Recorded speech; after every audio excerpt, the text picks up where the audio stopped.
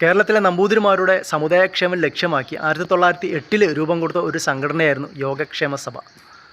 ജാതി കൊണ്ടും ഭൂപ്രഭുത്വം കൊണ്ടും ഏറെ ഉയർന്ന നിലയുള്ള സമുദായമാണെങ്കിലും ആ സമുദായത്തിനും ഉണ്ടായിരുന്നു പല അവശതകളും.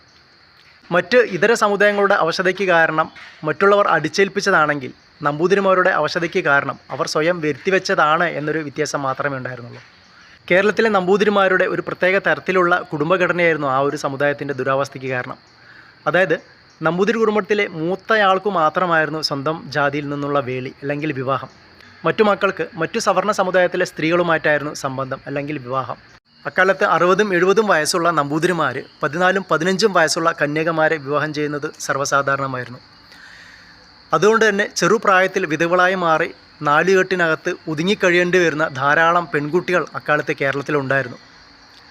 കേരളത്തിലെ നമ്പൂതിരി സ്ത്രീകളുടെ അവസ്ഥ ഇതാണെങ്കിൽ പുരുഷന്മാരുടെ അവസ്ഥ മറ്റൊന്നായിരുന്നു.